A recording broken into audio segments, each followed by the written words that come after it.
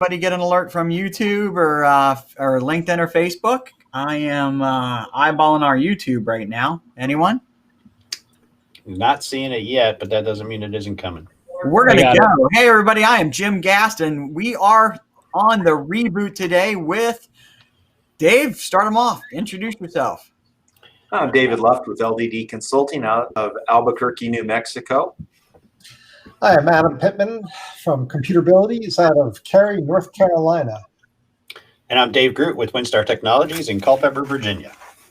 And I'm Stephanie Groot with WinStar in Culpeper, Virginia. Brandon Bowers with Zentech Data Systems out of sunny South Florida. Brian Bradsky, B&L PC Solutions, Brentwood, Long Island, New York. Save the best for last. Ryan Heisler, Computeries, St. Louis area. I'll say, Brian, add that little flavor in there. He's got to add some flavor every time, doesn't he, guys? So, again, I'm Jim Gast, and I'm with SpliceNet here in Cincinnati. And why we do the reboot is to help business owners reevaluate decisions that they've made or evaluate decisions that they're about to make, and just overall in their business. It might be technology, it might be marketing, it might be accounting, it might be human resources, it might be finance or whatever, right? Some benefits. We're trying to help business owners evaluate their own decisions. And as all of us are, we're all business owners. We're all technology company business owners. We have to go through these evaluation processes ourselves. So we decided to get together and offer up some reboots every other week. So today, what are we going to talk about today, Adam? So today, I think we're going to talk about multi-factor authentication and why it's important. Okay. So just give us a quick definition of multi-factor authentication. Maybe give a quick use scenario, how somebody would understand what it would be. Absolutely. You know, I think that most people are probably using it and don't even realize it. In essence, basically, when you go to your bank and you log into your bank, it usually asks you a question that maybe only you know, and that's what you know, and that's part of multi-factor authentication. So you're probably using it already and don't realize it. Yep. I think another example could be like I have to use face recognition to get into my iPhone. Some people have a PIN that they put in. But when I go to my bank app on my iPhone, I also have it prompt me for a PIN or a facial recognition too. So it's kind of not exactly the same, but it's at least one more authentication I have to do before I get into my software. Absolutely. So all right. So tell us what's important about it and why it doesn't replace passwords, Adam? So I want to start off talking about that, exactly that. It does not replace passwords. It should not replace passwords. I want to talk about the power of the password. I mean, password strengths, we're not really good at it as people. We want to do something we can remember. Password's been around forever, from the very beginning of computer systems. And, we just don't use complex passwords, although we should. But, the password's a great tool, but it failed us. Yeah. I'd like to say I think the password hasn't failed us. It's the people. It's probably the biggest reason behind that is because they use the same password over and over and over and over again. Right? So if you use a password somewhere and that place gets hacked, then your password is available for logging somewhere else. We spoke about that though on the last reboot. The one thing though is whether a password is good or not. If there's a situation where that password still gets compromised, what's protecting that account? That's right. Right. I'd argue that, though, Dave. I would a little bit, and I'll tell you why. LinkedIn. So LinkedIn got hacked years ago, right? And the password that I used back then was stolen, right? And by the hackers and put out on the dark web, and somebody found that password. Now, they didn't get into anything else but my LinkedIn account. Okay. So, it was a nice long 8-character password, but it doesn't matter because they stole those passwords from LinkedIn. It's not always a person failure. I mean, that just means you got lucky, Jim. That doesn't mean that the possibility wasn't there for somebody to use that password to log into another site if multi-factor authentication was not enabled, right? Yeah, you're right. You just kind of got lucky. You didn't get lucky because you probably don't use the same password for all of your accounts. No. So, and that's where most people fail. That's right. Or they use some simple derivative of that same password. Still Because today, over 80% of the people in the population use the same password for more than one application. And that's not only in a personal respect, it's in business too. that's guys- the norm. That's the norm, Dave. Yeah. It really is. You guys are going to hate me, or maybe you won't. I don't know. Most people, when I preach about passwords, I said forget and reset. That's my rule. Forget and reset. I don't use password managers, and I don't care if I forget a password. I can always reset a password. So, like on an Amazon that I might have, or an eBay that I might have, I might not know the password. I forgot it, and you know what? I'm going to reset it. Yeah, where's that reset going though, right? Yeah, What's that's a good I know. discussion. Exactly. So what happens if they got access to your mailbox? So they Yeah, have you're access to your email. Now they're just going to reset whatever passwords for sites, services, Reset your mail banking, password anything and then get you out of it. That's Yeah. right. And you know what? That's a nice segue for you, Adam, to get right into multi-factor authentication. Exactly why we need multi-factor authentication. And I can't imagine that anybody here would disagree with me when I say it's the most important place to put it, or the very first place you should put it is, in fact, on your email, whether it's Google, Gmail, or Office 365, whatever. You really need that on there. It's very important. One and all email accounts. One So if and you have- all yeah, email yeah. accounts. That's If you right. have multiple email accounts, you want to multi-factor protect each one of them. That's right. The entire administration, the entire tenant. Yep. Keeping in mind too that, like in many cases, when you have an email account at one of these free email providers or otherwise, they also include the ability for you to put in a recovery email address, right? That needs to be MFA'd as well. Absolutely. What about a recovery text message or something like that? Have you guys seen much of that? A what text message? Like a text message, so you can get a text message to your cell phone? That is, they'll take either a mobile or they'll take an email for a recovery. Yeah. And I recommend you put in both, right? Right. And I think some of the importance on these, these Gmail accounts out there and these other ones, Gmail accounts gives you access to a full suite of products and services. So not only if you don't have multi-factor enabled on your email account, not only is that not protected, now you've opened up all your documents, spreadsheets, anything you've shared with other people, that's all vulnerable just by not enabling one multi-factor on that account. And so to take it one step further, so let's say you're talking about Office 365 that may be integrated with your office or work environment, which whether that's SharePoint, Active Directory, whatever technical, jargon you want to go to where all of the business data is stored. So now they got access to your mailbox, but then they have access to now all of your business financial data. What can they do with that? So yeah, email is the keys to the kingdom. So let's walk through. One of the things I put out on our LinkedIn post is we're going to talk about Microsoft 365. And I don't want to go too in depth with anything specific because there's so many things out there. But Microsoft 365, every level of service with it now includes free multi-factor authentication. Isn't that correct, everyone? That's right. Yep, absolutely. So is it hard to turn on? It's, that's a great question. And I think before we even get into there, we need to find out we really need to explain what multi-factor authentication is, right? The three pieces of it, right? Yeah. So what is it? It's something that like I said, maybe your vacation in 1943 that you had way back when, or your honeymoon or whatever, or a password or a PIN. It's something that you have. That could be like a fob or your mobile phone, right? Have your mobile phone, you'll get a text for MFA purposes, or something you are, which could be, as Jim mentioned earlier, face recognition, but it could be a fingerprint on your computer. It could be voice recognition. It could be any of those. Mm-hmm. So the question is it difficult to put on Office 365? I don't think it's difficult. I think it's a little bit of a pain. But once it's done, it's safe. I would say in answer to the question of is it hard to turn on, when you're talking about from a perspective of a product like Microsoft 365 or even the Google Suite, the professional business suite, it could be for just a general user, it might be a little bit involved to turn it on, but your IT person should be able to do that handily. That it's not a technically difficult aspect. It's just necessarily knowing where to go to do it. Why aren't people using multi-factor authentication, guys? I think they're scared of it. It's a little bit intimidating.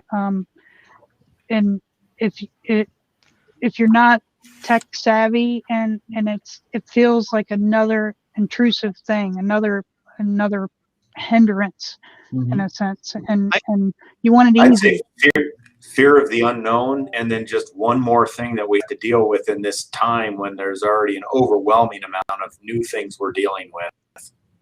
It's too much trouble.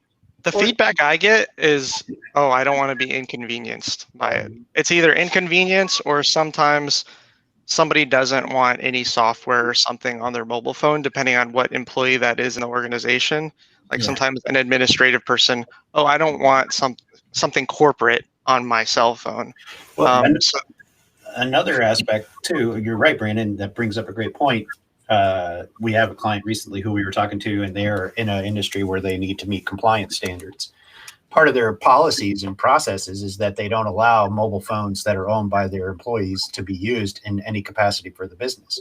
So now I have a situation where I can't put an app or have a text message sent to a mobile device, and I need to do the other thing Adam mentioned is use like a fob, like a YubiKey or a device that I can plug in. That's right. Like that. There you go. Or an RSA code we used to have in the old days, the counter. So it can be a cost factor in some cases. Yeah. I have seen some success, and look, guys, correct me if I'm wrong. This is every aspect of security, right? Every time we come up with a way to try and help secure our business clients, it's another inconvenience. Security inherently in their mind immediately means inconvenience. Yep. Well, what are we trying to do? We're trying to circumvent inconvenience, right? Like take away their email account for a day, change the password, and don't give it to them. They'll understand inconvenience in a really big way. Really fast. 100%. And part of our challenges, I think, as business owners, is you don't want a competitor going into one of your clients and doing an audit and saying they get a hold of the right person and saying, "Oh, you guys aren't using multi-factor. I don't know what your IT company's doing." Right. So I find myself, we all know who that key person is in our clients that we need to talk to and get their buy-in. You get their buy-in. We're enforcing this for everybody. We'll deal with the repercussions, but we're enforcing it. And you get that buy-in. And then take the heat for it. After a week, it's going to go away. It's just going to be normal. I think you got a really good point right there, Brian. Well, I don't think that most customers, even most of our customers and most companies, even really understand or know that it's available to them. First off, right? And I think that there's a disservice that's being given to the customers of IT companies that aren't talking about it, right? And so that's one thing, ignorance. I just don't know what it is. To Dave, to your point though, the security and inconvenience, I always use this analogy. I said, how many of us, I do like in-person presentations, and I said, how many of us is driven to work? Do you consider, that where you park somewhat safe, And most people say no, right? But you lock your door, okay? And because you don't want your car broken into. Now, I said, how many people have a car that you park at home? You consider where you live safe? And everybody raises their hand. Yeah, pretty much. I say, and do you lock your car at home in an area that you consider safe, right? And they said, yeah. Well, what's the inconvenience there? Okay. Well, I can push a button. Okay. Well, when you type in a password, you can push an alert on your phone. It's no different, right? It's not an all-day thing either. It's just it's an initial, extra couple of seconds it takes to do something, and then you're good. Yeah. Well, to play devil's advocate, though, it is an inconvenience compared to not having to put in that code or whatever it is.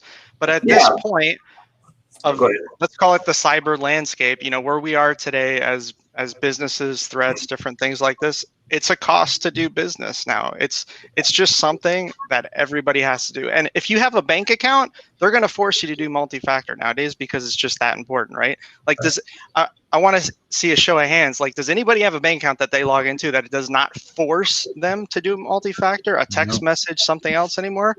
I know none of my accounts allow that. I'm not sure I would work with a bank that's like that. But it's probably against the federal regulations at this point. But to your point, Brandon, is it inconvenient to do that? Have you ever talked to anybody that's lost their identity to somebody and seen what an inconvenience that is? No, I agree. It's a bigger inconvenience once you've actually lost or been hit. So there, Or if you lose all the money in your bank and they wire it to Russia, then what do you do? This is what I see though. So we have the conversation with our customers. This is not a situation where, oh, our head's in the sand. We're not telling them about it. It's hey, you know what? Until they experience some pain, that's when I get a lot more buy-in that they're willing to move forward. That's been my experience. Brandon, it's. I think somebody mentioned it. Might have been Dave Groot who mentioned it earlier. It's not just the inconvenience. It's more the fear. People think, oh my God, what happened? I'm having a hard enough time. I have to get password resets. Now what's going to happen if I have to get this reset? And it's on a weekend, and somebody has an issue with getting to their system, and they can't get tech support because it's a weekend, right? So it's all of that. It's just that fear, and if we can help them overcome their fear, I think we get a lot more buy-in, and we can do that with SSO, right? With single sign-on. Yeah. I think as well, it kind of ties into the passwords and different things, but it used to be where you could not go tech, you could not go in your email, but now with the Go Green paperless statements and stuff, that people are not getting the choice sometimes to get statements in the mail and be the old way of doing that they have to move into this, and we have to make it comfortable for them. And if you do have the choice, it's the default now, typically, right? Yeah. Anywhere you set up an account, by default, you're getting the stuff to your email, unless you ask or opt in for paper. Hey, here's a really good example. You guys know we're broadcasting live on LinkedIn. Hey, everybody in the LinkedIn world. Before we could broadcast live on LinkedIn, my account, I had to set it up so that I had a two-factor authentication on my LinkedIn, so somebody couldn't fake broadcasting as me. Right. That's not even really that's important from a security perspective. Nobody's going to steal money or anything like that. Well, and that's a result of something we've all seen or heard about in the last couple of months, right? It's the Zoom. Everybody got hacked and their Zoom meetings got taken over, and now you have to be, either have a passcode to get into the meeting or you're in a waiting room, and it's the same with Teams and Google Meet and everybody else. So that is multi-factor authentication, right? You have a link to get to the meeting, but now you got to type in a password on top of that because we want to make sure you didn't, intercept that link. And frankly, the security landscape has matured. I'll use that word. The sophistication of these people is far and away way more better than it was 5 years ago, 2 years ago. Oh, God. And that just makes the multi-factor authentication, as everybody has said here, it's a default, it's a requirement. It's really not something that anybody should be considering. It's something they should just be doing. Yeah. So let me play the dummy for a minute. And again, I'm playing the dummy. No, Jim, just be yourself. I'm playing the dummy, right? I slept at a Holiday Inn Express last night. Okay, here I am. Here I am on my Outlook, right? Okay. And I've got multi-factor authentication enabled. They enabled it. I did whatever I had to do, or my IT guy did whatever he or she had to do on my computer, right? And so when I open up Outlook, I'm not prompted for multi-factor authentication or anything like that. How's that protecting my email account? Anyone? Now, again, I'm playing dummy. I know the answer, but somebody tell me. So you've got an app password, right? That's something your IT person has set up in the background. Yeah, that's one way. There's a token that drops onto your device every time you multi-factor authenticate to your Outlook or your Office 365 that is retained for until a particular event takes place. Either a certain amount of days goes by, you're on a new device, you log out. That's why you're not seeing it each and every time. However, if somebody goes to a different device and they try and log into your Office account, they're going to be prompted for that MFA. So if somebody in some bad country somewhere, or even in the United States, some hacker element, bad actor, tries to log into Microsoft 365 with my username and password that they got somehow, what's going to happen? They're going to be prompted to enter in the second authentication factor. Or I'd probably get one, right? Because it would push to your phone. If I get the prompt, and I sit here and think like, I didn't try to log in somewhere. What happened? Right. Well, that's a great point. So when you have these MFA apps on your mobile device and they come up and you didn't prompt it, what should you do? Don't do anything. Don't click OK. Don't approve. Don't authorize. Click deny. I mean, that's a signal for sure that you need to tell your IT guy, your system admin, internal IT department, whatever the case may be. Yeah, exactly. All right, then. So that's how it protects me, right? What about? Let's talk about some of the things that are outside of Office 365. Can we two-factor authenticate on our laptops? So yeah, absolutely. You know, everybody in my organization, we use something called Duo, and we have it set up that certainly, you know, when we log in, it prompts us on our phone to approve the login, and we put that on all of the servers that we're maintaining. And I try to talk the clients into it. Again, it's just one more thing that, you know, that they're afraid of, but we're making some headway. It's a great way to protect your computer. It's a great way to protect your network. So when I try to log into my computer, what happens? So when you log into your computer, of course, you put your password in, or your voice, whatever you have, and then a prompt comes up asking you to approve on your computer, asking you to approve your system. And then it comes up on your phone. You click approve, and it just lets you in. Or you can send a push, or you can send a text message. You get all those choices. And Yeah. Microsoft has kind of built that into Windows on some level as well with the Windows Hello. That, like, when you enroll into a Microsoft 365 environment, it forces the user. In many cases, a policy can be created to force the user to set up a PIN. So they put in their username and their password the very first time they log into the device, and Windows says, "Hey, let's make this easier on you. From now on, all you got to do is type in a PIN, create your PIN." Well, guess what? You still have a username and a password in play in the same way. There's a token on that device that can, and if your password changes or it times out or a certain period of time goes by, so you are multi-factor authenticating in Windows in many cases by default. And I was just going to mention, in a lot of situations, you don't even need third-party applications. So like David, you were mentioning, hey, your business is already on Office 365. Now you got passwordless sign-on, push notifications right to your cell phone to be able to log in, things like that. So, there's plenty of solutions out there for businesses to look at. It does not need to be expensive. Let's go around the world real quick. Let's go around the world here real quick, and we're the world, right? Okay. And let's talk about the things that you guys would multi-factor authenticate protect, right? MFA protect, right? I'll start off, and I'm going to say it, Facebook. I believe Facebook. My Facebook has been multi-factor protected for the last 4 years or better. Dave Love, what would you MFA outside of just Microsoft 365 in your computer? What else would you MFA? It's more business oriented for us, but our remote monitoring and management system is MFA'd, and our backups are as well. Mm-hmm. Anything that can have MFA should have MFA enabled. That's the short answer. David, you're 100% right, and we will MFA. We do MFA anything we can, for our business. I think Apple is even making you MFA your Apple ID. You know what? A lot of people don't think about it, but my Authenticator app, if I'm going to use my Authenticator app, guess what I got to do? I got to face recognize my Authenticator app to even get into it for my from all of my various things. I mean, the list is freaking long, right? It's back to multi-factor authentication. That's the multi-factor. That's right. Yeah, I mean, I got my multi-factor authenticator. The one big thing that nobody mentioned is remote desktop or remote access to your office. I was going to say VPN. I was waiting for somebody to say VPN. VPN or remote desktop, anytime you're exposing anything like that to get back to your office, it's critical to have multi-factor. There's a product being proposed to you, the business owner, that's going to allow remote connectivity to your office, and it does not support or have MFA. Run. Just get away from it, because it is not worth buying into. We tell clients to, if they can, to ensure that whoever handles the back end of their websites, developers, programmers, that they have that enabled with logging, and monitor any type of change access on your website. You don't want that being hijacked either. I think. Go ahead.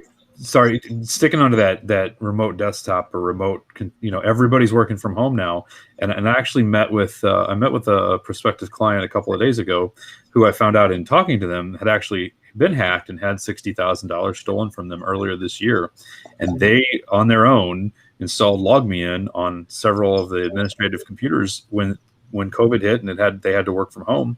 And I said, well, do you have multi-factor set up on those LogMeIns? And they said, what is that? Yeah.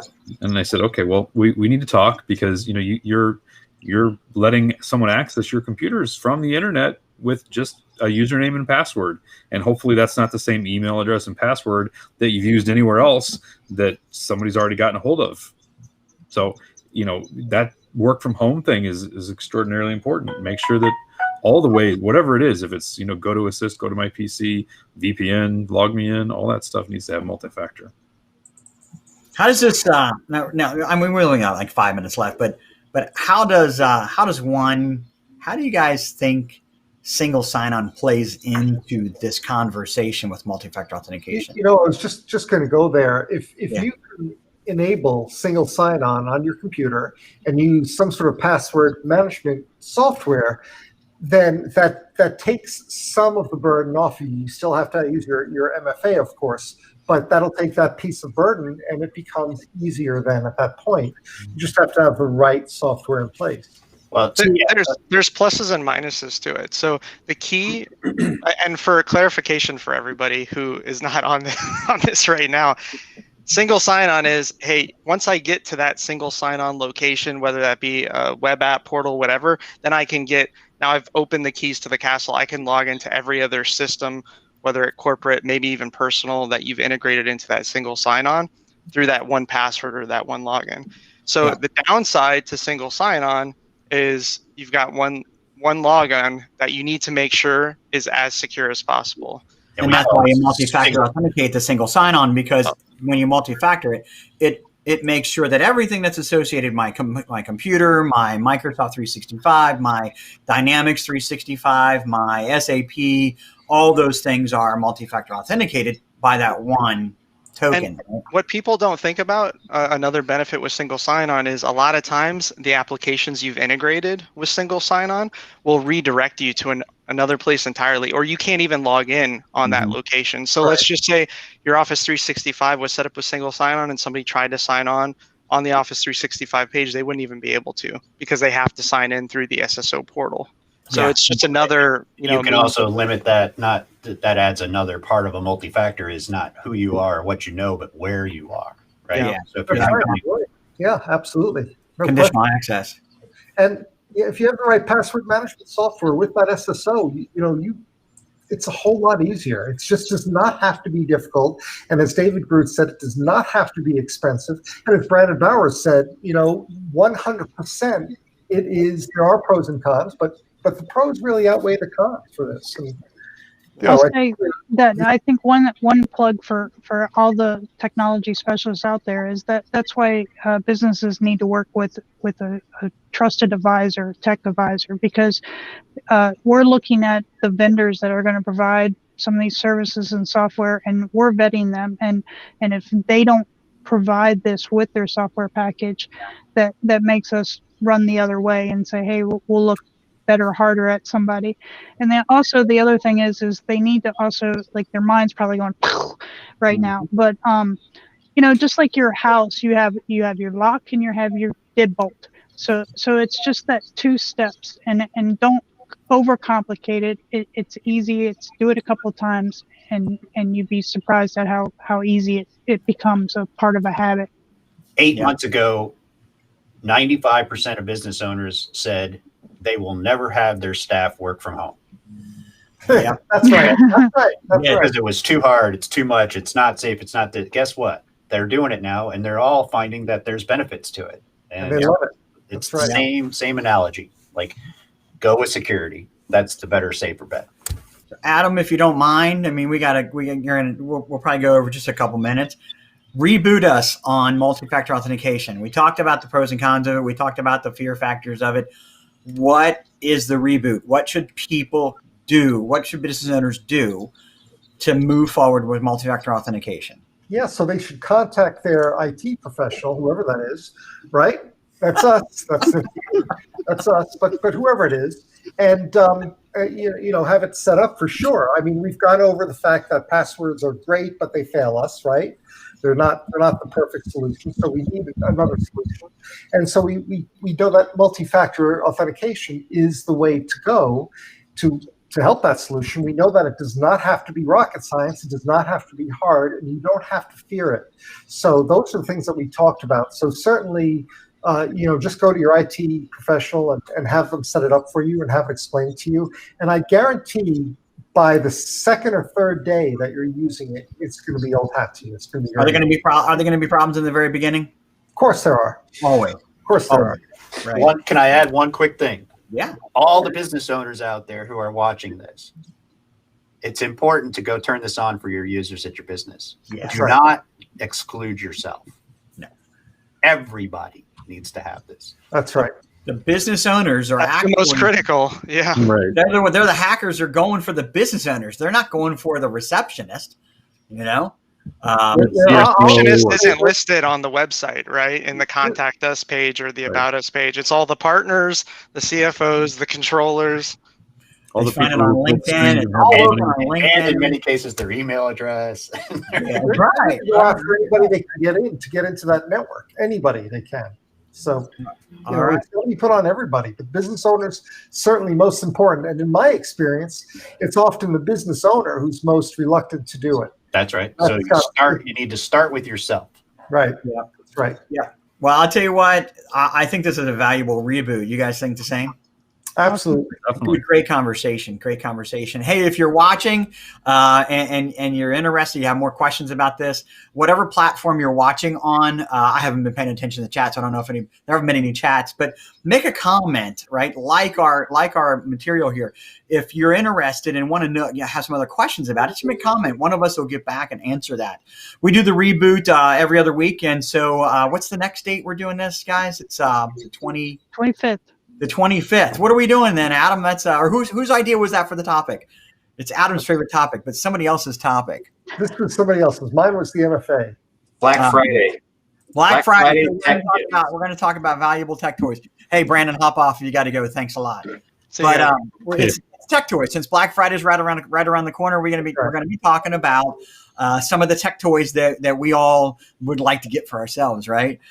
So it's give you an insight on some pretty cool tech toys. So for the reboot, guys, thanks a lot. I had a great time. You guys have a good time? Yeah, we did. Thank Always. that was good. Take care, everyone. Be sure to subscribe to us on LinkedIn and YouTube. Take care. Take care, guys. Guys. See you later, everybody. Bye.